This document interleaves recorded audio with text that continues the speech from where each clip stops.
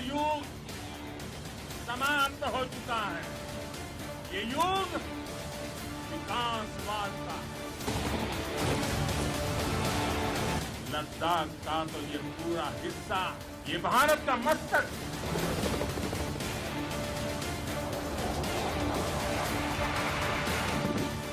भारत माता की जय।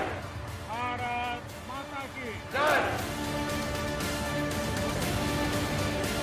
How's the Josh? How's the Josh?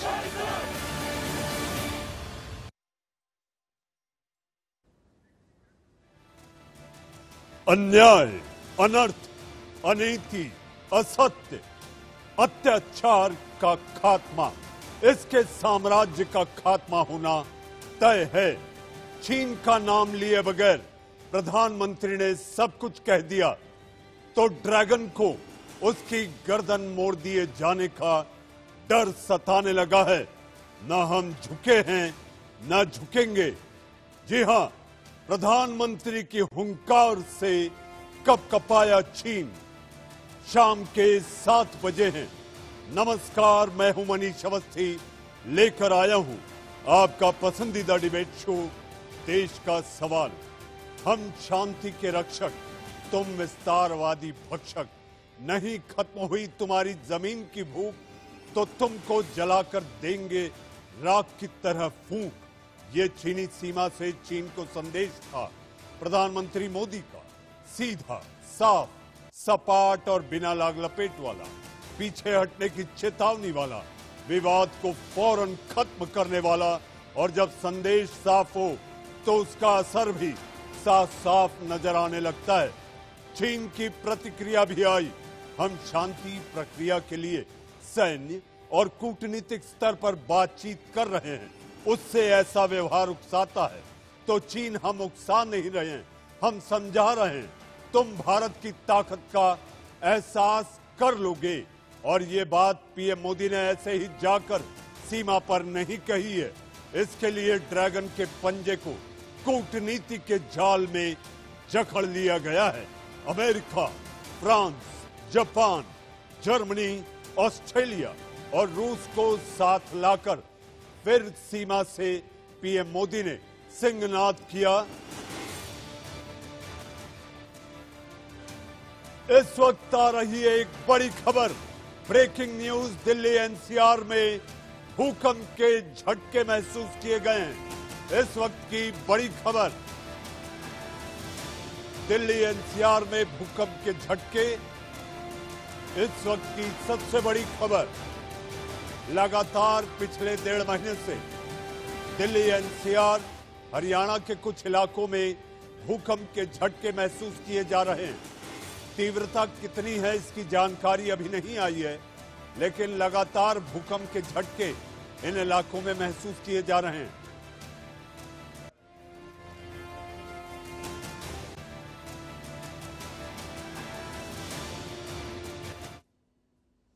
जी हां, तो आपने ये देखा कि प्रधानमंत्री का ये सिंहनाद चीन को कपकपाई लाने और उसके साथ साथ चीन को अब डर सता रहा है कि संहार तय है।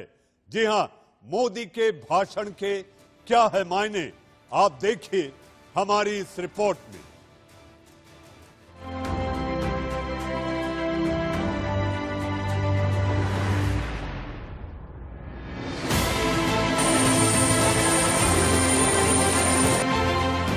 पीएम मोदी देश के कमांडर, एलएसी पर चीन करेगा सरेंडर। बॉर्डर से मोदी का सहनाद, दुनिया खत्म करेगी चीन का विस्तारवाद। भारत की शांति को कमजोरी मत समझना, मुंह तोड़ जवाब देंगे ड्रैगन, ज्यादा मत अकड़ना।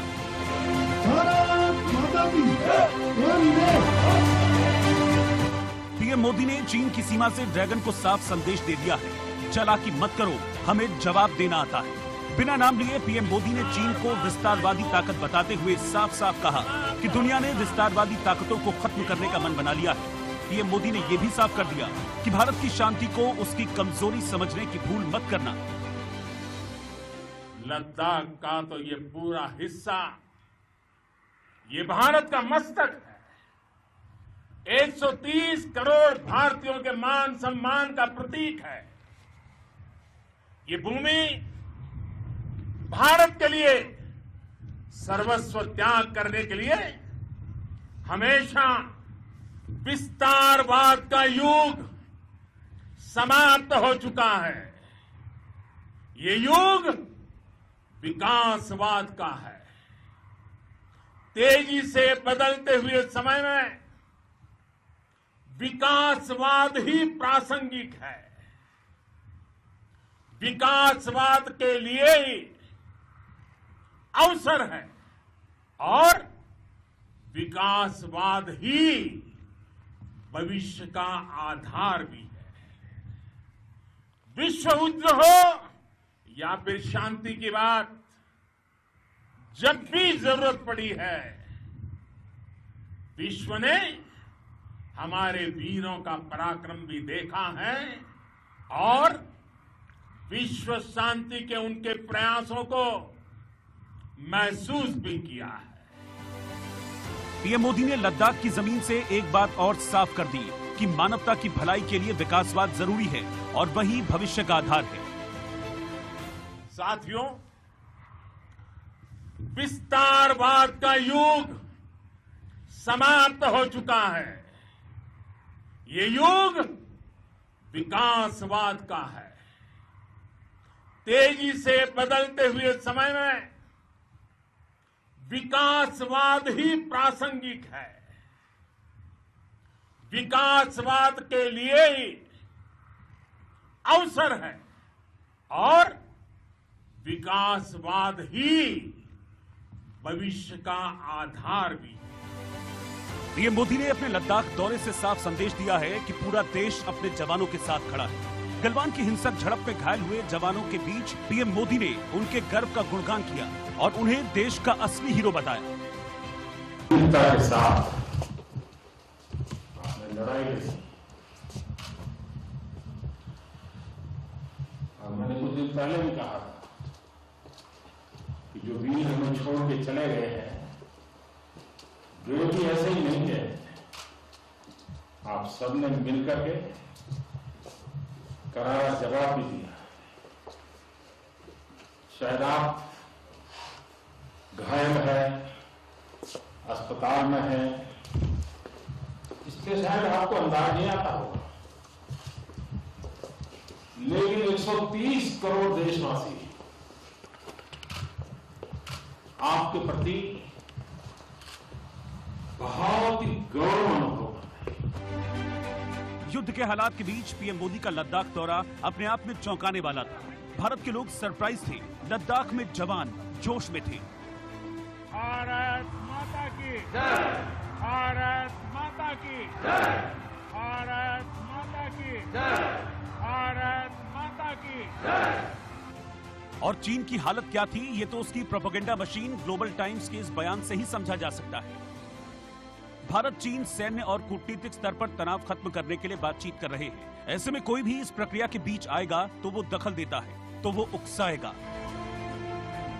अरे चीन हम उकसा नहीं समझा रहे हैं, नहीं माने तो अक्साई चीन भी जाएगा, क्योंकि पीएम मोदी ने साफ कह दिया है कि पूरा लद्दाख भारत का मस्तक है। लद्दाख का तो ये पूरा हिस्सा ये भारत का मस्तक है। 130 करोड़ भारतीयों के मान सम्मान का प्रतीक है। ये भूमि भारत के लिए सर्वस्व त्याग करने के लिए हमेशा तैयार रहने वाले राष्ट्रभक्तों की धरती है। एक तरफ पीएम मोदी ने चीन को उसकी ही धरती के पास जाकर कड़ा संदेश दिया, तो दूसरी तरफ कूटनीति से वो चीन की कमर तोड़ने में लगे हुए हैं। एलएसी विवाद के हालात की जानकारी आज अमेरिका, फ्रांस, जर्मनी, रूस और जापान से साझा की गई। देश के अंदर चीन के खिलाफ आर्थिक मोर्चाबंदी लगातार जारी है, तो कुल मिलाकर चीन को भारत से सीमा पर विवाद बढ़ाना बहुत महंगा पड़ने वाला है। Bureau report, India news. विस्तारवादी युग का अंत तय है। ले जाकर क्या पीएम मोदी ने चीन को साफ संदेश दे दिया? क्या प्रधानमंत्री मोदी ने चीन को सीधी चुनौती दे दी है। चीन को विस्तारवादी भक्षक कहकर दुनिया में उसकी पोल खोल दी है। विस्तारवाद को दुनिया ने खत्म करने का मन बना लिया। इसके क्या मायने हैं? क्या पीओके के साथ अक्साई चीन को भी वापस लेने का प्लान है? जी हाँ, इसी मुद्दे पर करेंगे बहस। मेरे साथ पूर्व राजनयिक, मेरे साथ रक्षा विशेषज्ञ और मेरे साथ मेरे अपने सहयोगी भी होंगे, सियासी दलों के नुमाइंदे भी होंगे। लेकिन आपको इससे पहले कि मैं बहस शुरू करूं, उनसे मैं आपको रूबरू करा देता हूं। बीजेपी प्रवक्ता सुदेश वर्मा हमारे साथ हैं। कांग्रेस के प्रवक्ता मुंबई से चरण सिंह सप्रा हमारे साथ। मेजर जनरल रिटायर्ड के सिन्हा हमारे साथ। मेजर जनरल रिटायर्ड JKS परिहार मेरे साथ। पूर्व राजनयिक, प्रधानमंत्री के सलाहकार और कई देशों में अपनी कूटनीति से लोहा मनवा चुके ऐसे डॉक्टर दीपक वोरा मेरे साथ हैं। और मेरे अपने सहयोगी Ashish Singh, strategic affair editor, आप भी मेरे साथ हैं। लेकिन इस वक्त आ रही एक बड़ी खबर। इससे पहले कि मैं इस बहस और चर्चा की शुरुआत करूं, इस वक्त आ रही एक बड़ी खबर। बड़ी खबर है, प्रधानमंत्री के हमले के बाद चीन तिलमिलाया है। विस्तारवादी नीति पर चीन ने सफाई दी। चीन को विस्तारवादी कहना निराधार। चीनी दूतावास के हवाले से 12 पड़ोसियों के साथ हमने सीमा तय की है। शांतिपूर्ण बातचीत के बाद ही विवाद सुलझाएगा।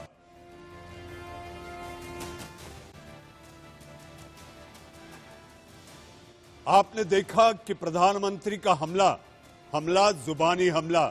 हमारी बोली में इतनी ताकत है कि चीन कांप गया है। आप समझ सकते हैं कि बोल, कई बार जो गोली काम नहीं करती वो बोल काम कर जाते हैं। लेकिन कांग्रेस को इंतजार है एक नाम का। सप्रा जी, मैं आऊंगा आपके पास। सबसे पहले मैं चलता हूं डॉक्टर दीपक वोरा के पास। डॉक्टर वोरा, लेह से चीन को ललकार, चीन को ललकारा, चीन सहम गया, प्रहार, संहार, और अब कह रहा है कि विस्तारवादी की बात निराधार।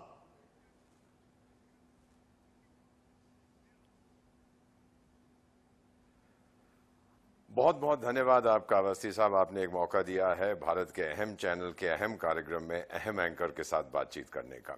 प्रधानमंत्री जो आज गए हैं ले, जिसे हम सरप्राइज विजिट कहते हैं, 3 चीजें हमें नोट करनी है।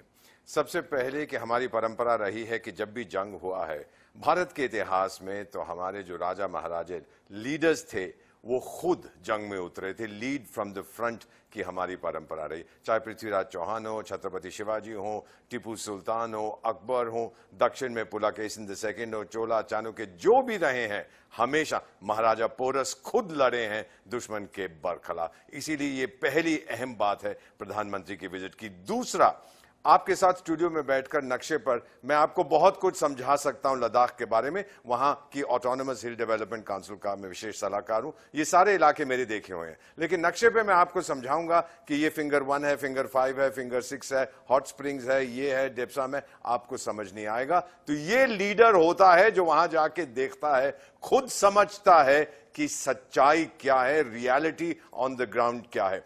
तीसरी चीज, 69 साल की मेरी उम्र है। जब मैं ले जाता हूं, एक दिन जाने से पहले मैं दवाई खाता हूं, क्योंकि वहां पे ऑक्सीजन की कमी है, कि मेरे शरीर को नुकसान हो। वहां पहुंचने के बाद 24 घंटे तक वहां पे जो मेरे सहयोगी हैं मुझे हिलने नहीं देते, कहते हैं आप आराम कीजिए। लेकिन आज मैं देख रहा था एक टीनएज प्राइम मिनिस्टर को, जिस तरह से वो हेलीकॉप्टर से उतरते ही दौड़ के बातचीत करने लगे, जवानों के साथ हॉस्पिटल में गए, मिलिट्री ऑफिसर्स के साथ बातचीत की। जो एंथुजियाज्म, जो जलवा मैंने देखा है, जो जोश मैंने देखा है, मैं आपको सही तरीके अपने दिल की गहराइयों से कहता हूं कि जितना मेरे दिल में रिस्पेक्ट था हमारे प्रधानमंत्री के लिए, आज वो करोड़ गुना ज्यादा हो गया है। ये व्यक्ति लीडिंग फ्रॉम द फ्रंट, अपनी सेहत की परवाह नहीं की, वहां गया है विद आवर सोल्जर्स।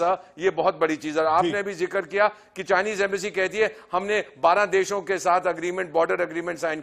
उनका भरोसा कोई नहीं करता। अग्रीमेंट साइन करने के बाद भी वो उनकी जमीन हड़प करने की कोशिश करते हैं। ना भूलिए कि चीन का 1/3 हिस्सा डेजर्ट है, रेगिस्तान है, वो जमीन के भूखे हैं, दरिंदे हैं, जमीन हड़प करना चाहते हैं। इससे ज्यादा मैं कुछ नहीं कहूंगा। जी डॉक्टर वोरा, आपने दो चीजें कही।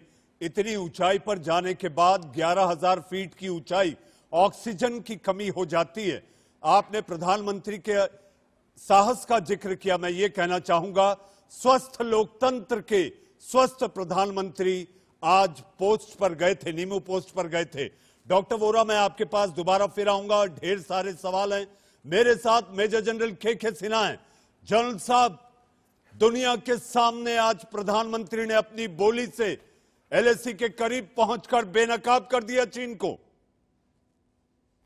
देखिए मनीष जी, जो आज हुआ है ये हिस्ट्री का बहुत बड़ा हिस्सा हो जाएगा। ऐसा पस मंजर, ऐसा मंजर हमने देखा नहीं। जबकि आप 11,000 फीट की ऊंचाई में जाते हैं, second stage of acclimatisation. Kargil की वॉर में मैंने यहीं पर कारगिल के अंदर में जाने से, ऊंचाइयों में जाने से पहले मैं सेकंड स्टेज का एक्लिमेटाइजेशन करवाया था अपने पूरे बटालियन। उस इलाके में जाकर के मल्टी लेयर्ड जो आपको स्ट्रेटजी का पूरे विश्व को, भारत को, चीन को, जनता को, फौज को, आम लोगों को जो बात कही है प्रधानमंत्री, वो आने वाले समय में सबके कानों को गूंजेगी। ये विश्व के लिए एक जो कहते हैं ना लीडरशिप आगे आकर दिखाता है, वो है। मैं प्रधानमंत्री की इस बातों से आगे निकल के जाता हूं। वो उस समय आते हैं जबकि बहुत सारी कार्रवाइयां कर गए। वो खोखली बात नहीं। 59 ऐप्स को बंद करना बहुत छोटी सी बात नहीं होती। जल साहब मैं आपके पास आऊंगा क्योंकि ये शुरुआती दौर है, वरना सियासी नुमाइंदे मुझ पर ये उंगली उठा देंगे कि उनके बोलने के वक्त मैं ब्रेक ले रहा हूं। तो माफी के साथ जनरल साहब, ये शुरुआती दौर है, एक एक कर मैं सबको इस बहस में ला लूं, उसके बाद फिर लगातार सवालों की बौछार आगे बढ़ेगी। मेरे साथ जेकेएस परिहार, मेजर जनरल जेकेएस परिहार। जनरल साहब, सेना के हौसले, पराक्रम और शौर्य को सलाम करने प्रधानमंत्री जब उनके बीच जाता है तो सेना के मनोबल में दुगनी नहीं 4 गुना बढ़ोतरी हो जाती है। जी हाँ, आपने बिल्कुल ठीक कहा है कि सेना का मनोबल वैसे तो बहुत ही ऊंचा है, मगर जब देश का प्रधानमंत्री उनके बीच में जाता है और संकट के समय में जाता है तो उनके शब्दों का एक बहुत ही अच्छा उस पर असर गिरता है। जोश डबल हो जाता है। उसको लगता है कि पूरा देश 130 करोड़ का जो नुमाइंदा है वो आज हमारे साथ है, तो पूरा देश हमारे साथ में लगा हुआ है। तो ये तो एक बहुत ही अच्छी बात हुई है। और जैसे मैं सवेरे से बोल रहा हूँ कि ये कदम 1 महीना लेट हुआ, देर आए दुरुस्त आए, मगर इसका दूरगामी असर गिरेगा। उन्होंने चाइना को एक तरह से वार्निंग दे दी है कि आप हमारी शर्तों पे नेगोशिएट करिए, अगर नहीं करेंगे तो फिर जो है आपको भुगतना होगा। तो मैं तो बस यही दुआ करता हूं कि अक्टूबर के पहले जो है हम अप्रैल की पोजीशन में दोबारा पहुंच जाएं, पेंगांग सोलोग और गैलवान पे वापस हमारा जहां पर हम थे वहीं हम पहुंचे। और प्रधानमंत्री से मैं यही उम्मीद करता हूं कि वो इस काम को जल्दी से जल्दी पूरा करेंगे, मुझे भरोसा है। जी जनरल साहब, मैं आपके पास आऊंगा। मेरे सहयोगी आशीष सिंह भी ले जाकर वहां पर लगातार 8-9 दिन के तेज कवरेज, धुआंधार कवरेज कर वो लौटे हैं, उनसे भी मैं सवाल लूंगा। लेकिन मेरे साथ चरणजीत सिंह जी सप्रा। चरण जी, आपका स्वागत है। लेकिन कांग्रेस की सुई अभी भी उस रिकॉर्ड की तरह जाकर अटक गई है कि प्रधानमंत्री एलएसी के करीब पहुंच गए लेकिन चीन का नाम नहीं लिया। चरण जी, वहां गए, हमारा उससे कोई विरोध नहीं है। मॉरल बूस्टर हर प्रधानमंत्री करता है। आपको याद होगा कि इंदिरा गांधी भी 1971 में लेह के अंदर उन्होंने भी हौसला अफजाई करी थी और उसके बाद में पाकिस्तान के 2 टुकड़े किए, बांग्लादेश वहां पर बना था।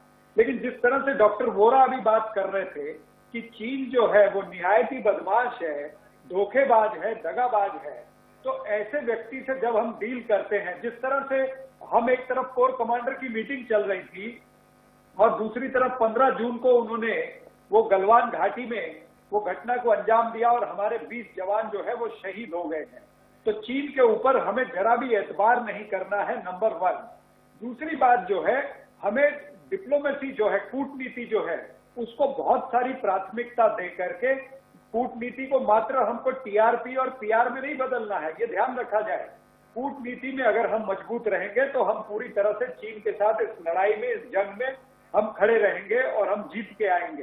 तीसरी बात यह है कि जो सवाल हम पूछ रहे हैं वो सवाल मात्र हम नहीं पूछ रहे, वो भारतीय जनता पार्टी के लोकसभा के जो मेंबर पार्लियामेंट है तपिर गो, उन्होंने भी सवाल उठाया है कि चीन अरुणाचल प्रदेश में हमारी सीमा के अंदर आ गया है, वहां पर ब्रिज बना दिए, वहां पर हेलीपैड बना दिया, आर्टिलरी आ गई है। पैंगोंग सो पर उन्होंने हमको फिंगर 4 और फिंगर 8 के बीच में पेट्रोल करने से मना कर दिया है। हम वहां नहीं जा सकते क्योंकि वहां पर उनका जमावड़ा है, आर्टिलरी है, बंकर है। चरण जी, मुझे 2 मिनट बाद ब्रेक लेना है। चरण जी, मुझे 2 मिनट बाद ब्रेक लेना है। अभी बीजेपी के प्रवक्ता और मेरे सहयोगी, उनको मैं बहस में नहीं ला पाया हूं। तो सुदेश वर्मा जी, सुदेश जी, नमस्ते सदा वत्सले मातृभूमि। जी बिल्कुल।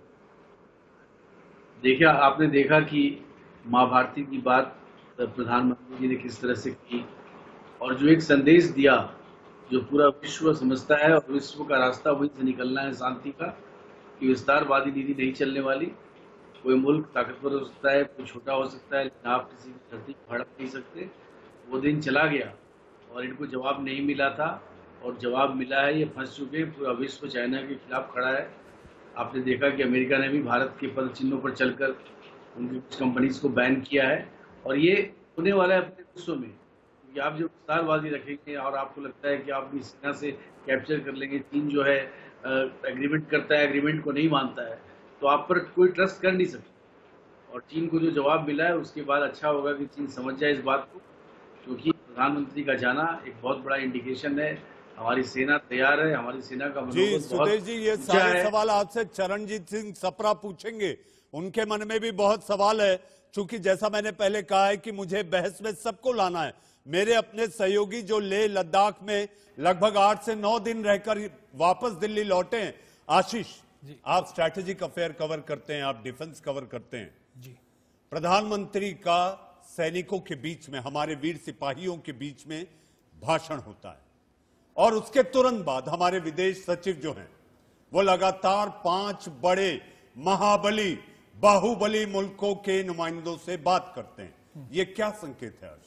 ये चीन को चारों तरफ घेरने वाले संकेत हैं। एक तो आप मिलिट्री फ्रंट भी पोस्चरिंग कर रहे हैं और इसके बहुत मायने हैं। मैं इससे पहले कि दूसरा आपके संक्षेप में आंसर दूं कि डिप्लोमेटिक डोमेन वाला वो एक अलग डोमेन में बहुत इंपॉर्टेंस रखता है।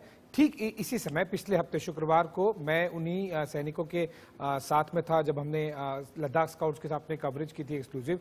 बहुत ज्यादा ग्राउंड लेवल पर मायने रखता है इस चीज का कि प्राइम मिनिस्टर मोदी जो देश का सबसे बड़ा लीडर है वो सामने जाता है और उन न केवल आर्मी बल्कि एयरफोर्स और आईटीबीपी के जवानों के साथ बात करते हैं, उनसे मिलते हैं, उनका हौसला बढ़ाते हैं। बहुत, मैं बता रहा हूँ, सैकड़ों हजारों गुना उनका मनोबल बढ़ जाता है क्योंकि वो एक अलग अलग ठिकाने में पड़े हुए हैं। बहुत संक्षेप में कि डिप्लोमेटिक डोमेन में जो बातें हुई हैं अभी तक 5 यूएस, जैसे आपने कहा, यूएस, फ्रांस, रशिया, जापान और जर्मनी, इन 5 जो एम्बेसडर्स हैं देशों के, फॉरेन सेक्रेटरी हर्षप्रीत श्रृंगला ने उन्हें ब्रीफ किया है पिछले कुछ दिनों में और आज के दिन के भी मिला के। इसका मतलब है चीन को चारों तरफ घेरने की तैयारी हो गई है। मिलिट्री वाला ऑप्शन भी हम दिखा रहे हैं प्राइम मिनिस्टर जाके और बातचीत वाला भी ऑप्शन हम कर रहे हैं दिल्ली में। आशीष, लेकिन चरण जी को इसी बात पर शक है, उन्हें संदेह है। चरण जी, आपने आशीष की बात सुनी, आप तमाम मेहमानों की भी सुनिए। मुझे केवल 1 मिनट का ब्रेक लेना है। ब्रेक के उस पार आएंगे और चर्चा करेंगे। भारत बांसुरी वादक वाला देश भी है और सुदर्शन चक्रधारी भी। एक छोटे से 1 मिनट के ब्रेक के बाद देश का सवाल जारी है।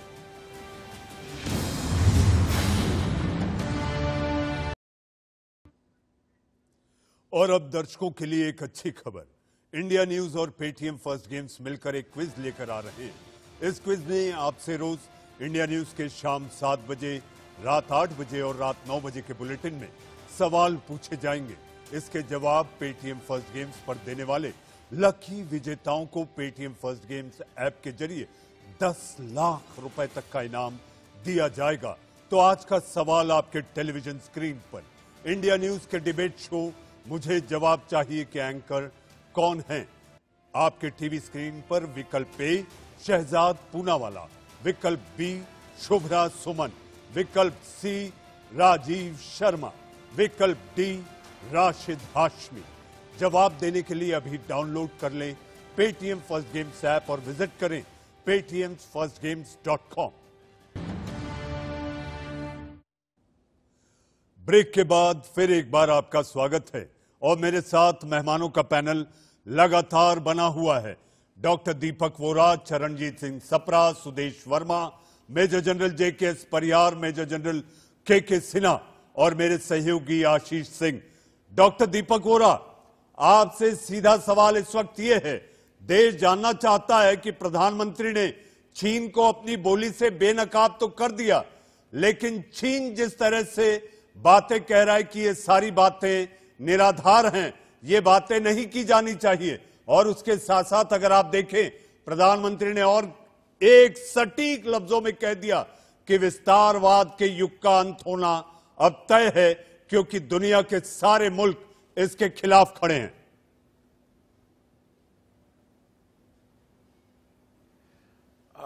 अवस्थी साहब, चीन पे भरोसा कौन करता है? वो जो चाहे जो मर्जी कहें, उनके ऊपर अब विश्वास किसी का नहीं है। वो सिस्टम जहां पर दमन है, रिप्रेशन है, जहां पर सोशल इक्वालिटी नहीं है और जहां पर आपको अपने विचार प्रकट करने की संभावना नहीं है, जिसे हम the worst kind of communism कहते हैं, जो चाइना में है, मुझे लगता है कि अब उसका एक्सप्लोजन होने वाला है। मैं भविष्यवाणी नहीं करना चाहता सर, लेकिन इतना जरूर कहूंगा, जो मैं देख रहा हूं, ये साल खत्म होने से पहले शी जिनपिंग साहब या तो वो बीमार हो जाएंगे, छुट्टी ले लेंगे, या उनके बारे में आप बहुत कम सुनेंगे।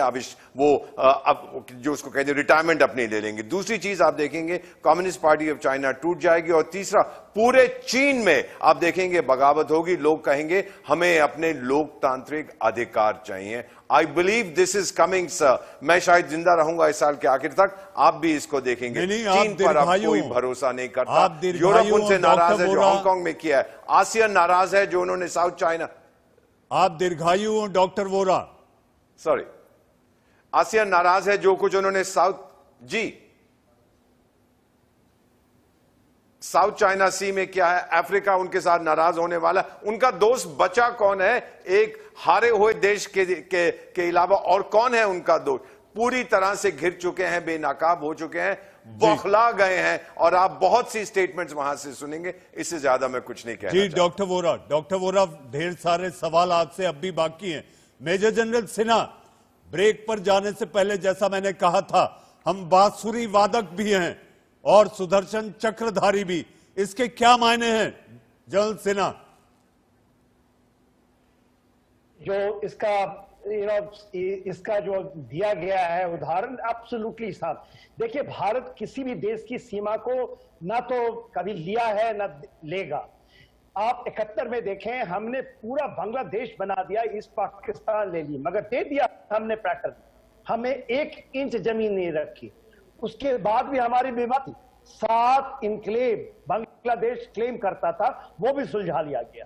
तो ये तो है शांति प्रिय देश, और आप कभी विस्तारवाद को नहीं देते। दूसरी है, यदि आप हम पर आघात करेंगे, आघात पर आघात, तो सुदर्शन चक्र हमारे पास है, और आर्यवर्त की जो बात करते हैं, अपने मस्तिष्क की बात करते हैं। जब आपने पूछा, डॉक्टर वोरा से पूछा था कि विस्तारवाद 34,000 किलोमीटर ये हमारी उनके पास है, ये विस्तारवाद नहीं है। पूरा का पूरा अक्साई चिन, पूरा तिब्बत, सिंगजियांग, और वो कहते हैं हमने सुलझा लिया।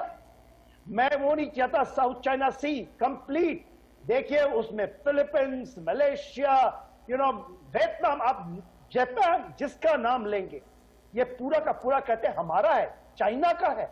वो इंडो पैसिफिक में घुसना चाहते हैं, कहते हैं जो इंडियन ओशन रीजन है वो हमारा है, और आप कहते हैं विस्तारवाद की बात। तो देखिए, जो बात है ये छोटी बात नहीं है। मैं डॉक्टर वोरा से पूरा सहमत हूं। ये गलवान की बात नहीं है, फिंगर 8 की बात नहीं है जो लोग कुछ कह रहे हैं। ये बात है मस्तक की, ये बात है गलवान वैली की, ये बात है सिरजाब वैली जो कि फिंगर 8 से बहुत ऊपर। जी जल साहब, आपकी आवाज में कोई तकनीकी खामी है। जी जल साहब, मेरे साथ मेजर जनरल जेकेएस परियार भी हैं। जल साहब, प्रधानमंत्री ने आज बोलते बोलते ये तक कहा है, इसलिए नहीं कहा कि चीन ये सुने, ये सारी दुनिया को जता दिया उन्होंने कहकर, गलवान घाटी हमारी है, लेह लद्दाख हमारा शीश है, हमारा मस्तक है। बिल्कुल सही कहा आपने कि मेरे ख्याल से आज की प्रधानमंत्री का जो भी भाषण हुआ है, मैं उसमें से दो ही चीजों पे ज्यादा ध्यान देता हूं। पहला, उन्होंने कहा कि हम बांसुरी बजाते हैं और सुदर्शन चक्र। तो सुदर्शन चक्र आज के जमाने में न्यूक्लियर वेपन होते हैं, मिसाइल्स होती हैं। दूसरा, उन्होंने फर्स्ट टाइम ये क्लियर किया है कि गलवान वैली हमारी है। अभी तक इस बारे में शब्द नहीं आए थे। तो ये दो चीजें बहुत ही मायने रखती हैं और इसका जो दूरगामी परिणाम मैं देखता हूं कि एक बात आप मान के चलिए कि वोरा साहब ने जो कहा है वो कुछ भी नहीं होने वाला है। 70 साल से चाइना बहुत, उनकी पॉलिटिकल सिस्टम अच्छा चल रहा है, शिपिंग बने रहेंगे, आप मान के चलिए। हमारा जो है प्रधानमंत्री उस असमंजस से बाहर आ रहे हैं और करीब करीब आ गए हैं कि झूला झूलने से और जो मित्रता की बातें जो चाइना के साथ हुई है वो धोखाधड़ी थी, वो समझ गए। और इतना समझने में उनको जो टाइम लगा है वो हॉरोस्कोप की वजह से है, क्योंकि वो मिड सितंबर बॉन्ड है। मिड सितंबर बॉन्ड जो होते हैं वो रिलेशंस को मेंटेन करते हैं, जब उनको टूट होती है तो वो एक शेर की तरह दहाड़ के उसका नाश करते हैं। तो वही मैं सोचता हूं कि प्रधानमंत्री असमंजस से बाहर आए। अब वार्निंग उन्होंने क्लियर दे दी है, मंशा बिल्कुल साफ है। चीन जो है उसको या तो झुकना पड़ेगा और वापस जाना पड़ेगा, अगर नहीं गए तो फिर सुदर्शन चक्र की बात तो उन्होंने कर ही दी है। तो मैं समझता हूं कि आज का ये संदेश काफी जबरदस्त है और ये पहले आता तो और जबरदस्त होता, मगर मैं बहुत खुश हूं कि आखिर ये दो बातें उन्होंने कही जो बहुत बहुत ज्यादा मायने विश्व स्तर पर रखती हैं। जी, चरणजीत सिंह सप्रा जी, आपने राजनयिक को सुना, पूर्व राजनयिक, आपने दो मेजर जनरल जिन्होंने मां भारती की सेवा की है और उसी इलाके में जहां आज तनाव है, जिसको लेकर आज सारी दुनिया, विश्व की नजरें इसी इलाके पर टिकी हुई है कि आखिर दक्षिण एशिया की दो शक्तियां क्या होने वाला है। चरणजीत सिंह जी, प्रधानमंत्री ने अपनी मंशा साफ कर दी, इरादे मजबूत हैं, गलवान घाटी हमारी है, आपको अब तो कोई शक नहीं है? हमें कोई शक नहीं है। हम तो यही चाहते हैं कि देश के प्रधानमंत्री और देश की मौजूदा सरकार ये देखे कि ये चीन की सोची समझी साजिश है। ये कोई सिंपल बॉर्डर मैनेजमेंट का इशू नहीं है। चीन एक साजिश के तहत वहां पर पहुंचा है, उनकी एक एग्रेसिव पॉलिसी उन्होंने बनाई है, उन्होंने पूरी एलएसी को कवर किया है और फिर उनके पास बैकअप प्लान है, उनके पास पीछे रेयर में आर्टिलरी है, सारी चीजें हो, पूरी तैयारी के साथ वहां पर आए हैं। और जिस तरह से उन्होंने हमारी पेट्रोलिंग वहां पर रोकी है, या जिस तरह से वो अलग अलग जगह पर गोगरा पोस्ट पर या दीपसांग में वो हमारी जमीन के अंदर आ रहे हैं, तो सरकार को इसके ऊपर संजीदगी से सोचना पड़ेगा, इस पे कार्रवाई करनी पड़ेगी। सरकार डिनायल मोड में नहीं रह सकती है। आपको लग रहा है कि देखिए प्रधानमंत्री मोदी जा रहे हैं तो ये केवल प्रधानमंत्री मोदी जी का एक विजिट नहीं है, उनके दाईं तरफ सीडीएस हैं, उनके बाईं तरफ आर्मी चीफ हैं, उनका भी एक सिंबॉलिक स्टेटमेंट है। ये आपको लग रहा है संजीदगी नहीं है सरकार में या फिर सीडीएस में या फिर आर्मी में? मैं बताता हूँ संजीदगी पर क्यों शक आता है, क्योंकि प्रधानमंत्री बोलते हैं कि हमारी जमीन पर ना कोई आया था ना कोई आया है, कोई इंट्रूजन नहीं है, और दूसरी तरफ उन्हीं की पार्टी के राम माधव कह देते हैं कि हाँ इंट्रूजन हुआ। श्रीपद नायक जो मंत्री हैं, एमओएस डिफेंस है, उन्होंने कहा कि ये जो झड़प हुई है 15 जून की, वो हमारी जमीन पर हमारे लोगों को शहीद किया गया है। उसी तरह से वीके सिंह, सर ये तो परसेप्शन लाइन का डिफरेंस है। इसका मतलब एक minute Sapra ji, I don't think क्योंकि दर्शकों को एक मिस इन्फॉर्मेशन मिल जाए, आई एम श्योर दो जनरल्स भी हमारे साथ में है, वो they will agree what I say. Sir वो एक्चुअल लाइन ऑफ क्लेम और डिस्प्यूटेड एरिया वाली बात है, वो परसेप्शन लाइन जहां पर होती है ये वो वाली बात है। लेकिन ये आप जो क्वेश्चन उठा रहे हैं क्या ये आर्मी पर भी है? क्योंकि सीडीएस और आर्मी चीफ भी वहां पर गए। चलिए मोदी जी से नहीं मानते हैं, ठीक है, सरकार की संजीदगी ठीक है, आपका आइडियोलॉजिकल कॉन्फ्लिक्ट है, क्या आर्मी की एटलीस्ट इंटेंशन पे संजीदगी है, उनके क्लैरिटी है? बिल्कुल नहीं। देखिए मैं ये चाहता हूं कि जो राजनायक है, राजनायक ये बताएं कि फिंगर 4 से लेकर के फिंगर 8 के बीच में भारत की सेना को पेट्रोलिंग क्यों नहीं करने दी जा रही है। जिस पीपी 14 पर हमारे 20 जवान जनरल सिन्हा आ रहा हूं, जनरल सिन्हा आपके पास आ रहा हूं, वहां पर फिर से टेंट क्यों बन गए हैं? और जो ये सारी चीजें हमको सैटेलाइट के माध्यम से नजर आ रही हैं, जो और भी फॉर्मर जनरल बोल रहे हैं, फॉर्मर मेजर जनरल बोल रहे हैं, क्या वो झूठ बोल रहे हैं? ये सवाल मेरा आपसे है। या सप्रा जी, वो फॉर्मर मेजर जनरल सप्रा जी आपके इसी सवाल पर इसी पैनल में मेजर जनरल के सिन्हा की उंगली उठी हुई है, क्योंकि इस समय आप उंगली उठा रहे हैं और मुझे ऐसा लगता है कि आपकी उठी उंगली पर वो जवाब देना चाहते हैं। जनरल सिन्हा।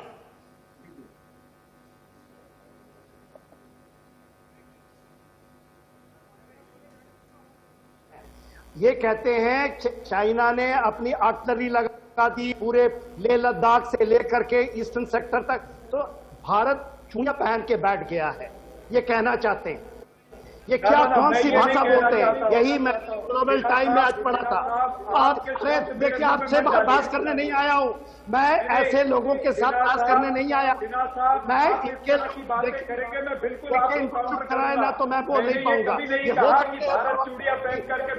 किसी के हो सकते हैं, अगर देश के अखंडता, देश के का प्रचार नहीं कर सकते जब मैं बैठा हूं। अवस्थी जी, जब आप मुझे लगाए हैं तो ऐसा बीजेपी के चीयर लीडर बनिए, लेकिन ये बात मत बोलिए कि मैंने कहा कि भारत ये नैरेटिव पैदा नहीं कर सकते। मैं इस तरह से पैदा करते हैं, नहीं बोलने दूंगा। बहुत छोटी नैरेटिव पैदा करते हैं। जुलूल बात यहाँ पर आकर के देश के अब एक प्रधानमंत्री देश के लिए उस जमीन में जाकर हुंकार भर भाषा बोलने वाले लोग, ये लोग छूटे हैं, कम्युनिस्ट के हिस्से हैं ये लोग।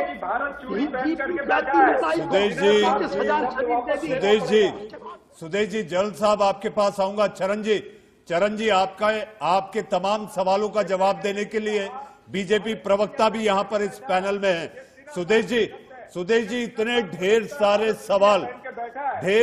सवाल प्रधानमंत्री ने सीमा के करीब पहुंचकर चीन को पूरे जवाब दे दिए, दुनिया को संदेश दे दिया, बीजिंग तक आवाज पहुंच गई। अब क्या अगला मिशन अक्साई चीन? आप कैसे सरदार हैं आप? शर्म आती है आपसे। इसलिए कि जल्द साहब मेरा सवाल सुदेश वर्मा जी से। जल्द साहब। मनीष जी, सबसे पहले तो मुझे बहुत दुख होता है कि साफरा जी ने एक जनरल के लिए बोला कि चीयर लीडर बीजेपी के बन गए हैं। अगर बीजेपी भारत मजबूत करने की बात करती है और सीनियर आर्मी ऑफिसर्स भी वो बात को मानता है तो चीयर लीडर नहीं बन जाता साफरा साहब। आपकी बात को अगर माने तो सही है और बीजेपी की बात को अगर कर रहा है तो गलत है। इस तरह का आर्ग्यूमेंट्स मत दीजिए, गलत है। देखिए, हम वही बात बोलेंगे जो सेना बोल रही है, क्योंकि भारत सरकार सेना एक ही अलाइनमेंट में है और सारे अपोजिशन जो है वो भी अलाइनमेंट में है। कांग्रेस से ये प्रश्न पूछना चाहिए कि कांग्रेस को क्या प्रॉब्लम है, वो किसके लिए बैटिंग कर रही है?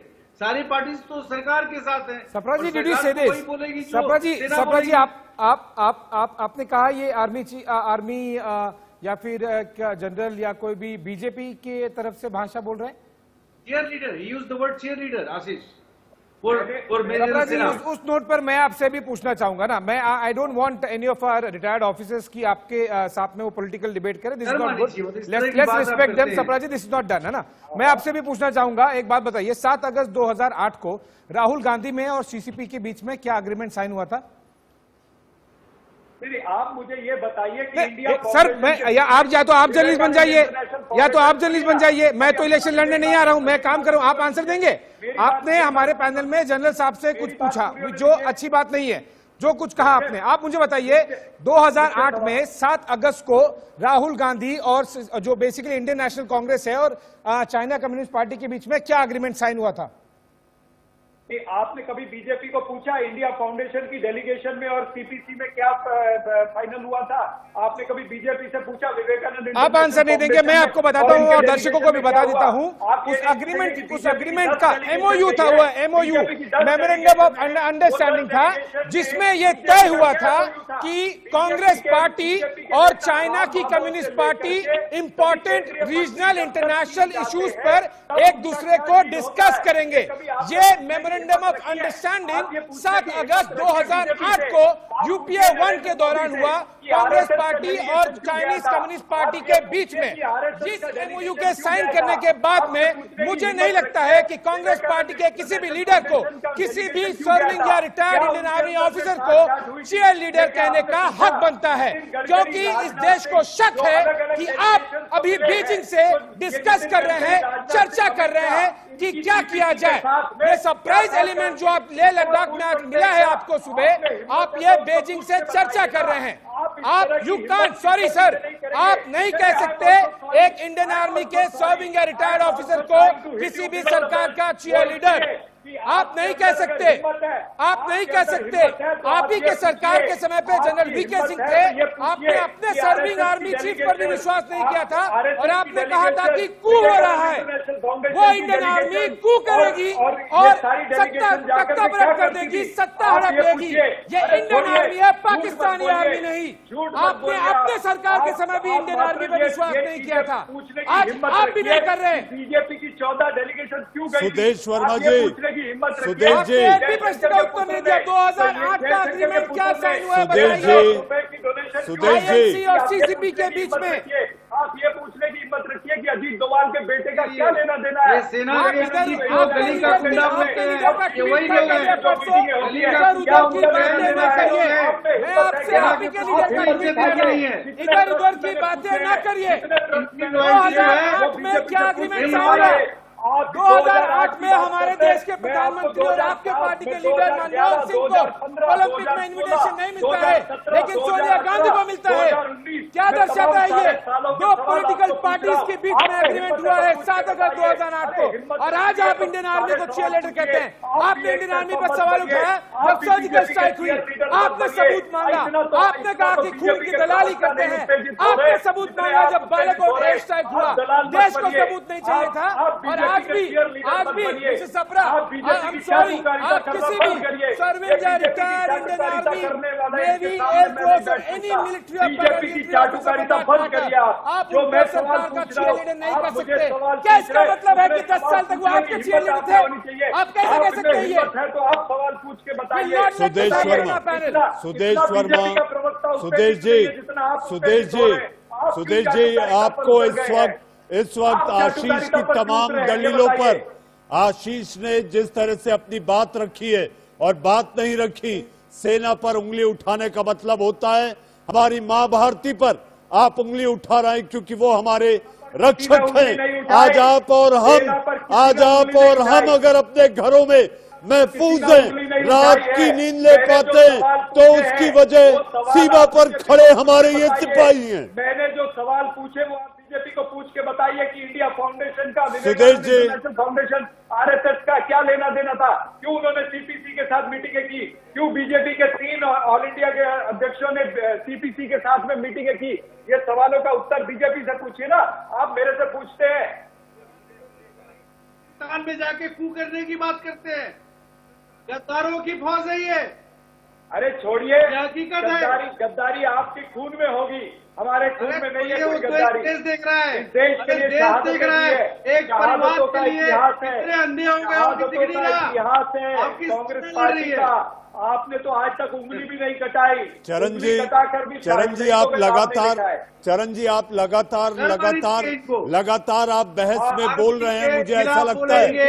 मीडिया के खिलाफ बोलेंगे, कोई गलत बात बोलेगा, कोई गलत शब्द मेरे मुंह में डालेगा तो मैं बोलूंगा। कोई ये चरण जी, सुदेश जी, मुझे बहस खत्म करनी है, लेकिन हाँ, इस भाषण से 2-3 चीजें जो मैं समझ पाया हूं, जो बहस के खत्म करने पर मैं कहना चाहता हूं, वो ये कि भय बिन प्रीत नहीं, इसका शास्त्रों में भी उल्लेख है। और जहां तक बात की जाए, प्रधानमंत्री के दमदार बोलने चीन को कर दिया है बेदम। अब वक्त है छोटे से ब्रेक का। देश का सवाल में आप लोग जुड़े, आप सभी का बहुत बहुत धन्यवाद।